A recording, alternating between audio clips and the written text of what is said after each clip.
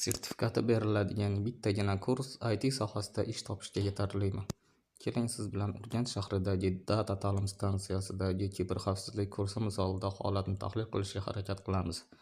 Sababi o'zim shu yerda tahsil olganman va bu video ishsiz paytimda ishlab chiqilgan.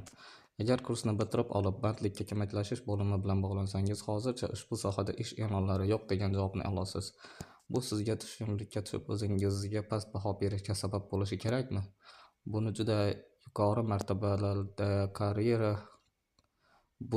yuqori martabada karyera qurish uchun imkoniyat deb hisoblash holatga juda to'g'ri yondashuv bo'ladi menimcha.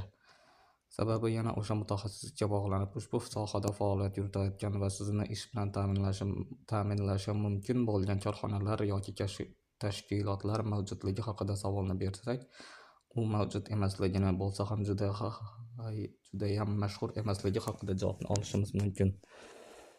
Yo'li topilmaydigan paytda yo'l topadiganlar uchun bunday imkoniyatni boy berish tabiatdagi qonunlarga ham zid bo'lishiga sabab, talab bor joyda taklif ham bo'lishi kerakligidan bo'lsa kerak. Xo'sh, bunday vaziyatda nima qilishimiz mumkin?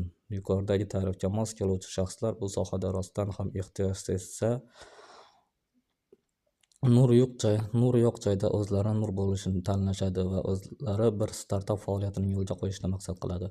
To'g'ri, hamma ham o'zini yetakchilik faoliyatida ko'rolmaydi. Bunday shaxslar uchun ikkinchi yo'l kattaroq ko'lamdagi ish beruvchilarga, xalqaro miqyosdagi tashkilotlarga o'zini ish bilan ta'minlashi uchun sababni ko'rsata olish, ya'ni kuchli portfolio tayyorlash, keng tanilgan sertifikatlarni olish, sohadagi ochiq manbali loyihalarga hissa qo'shish, musobaqalarda qatnashib munosib natija ko'rsatish shular jumlasidandir. Bunday mashaqqat natijasida shakllangan rezyumeni ish qidiruv kanallarida joylab qo'yish kutilgan natijani ko'rsatishi mumkin.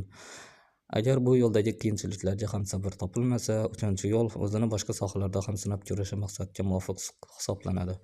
Xo'sh, siz fikrlarimizga qanchalik qo'shilasiz? Yana qanday noto'g'ri bo'lmagan yo'llarni bilasiz? Fikrlaringizni izohlarda qoldirishingiz mumkin.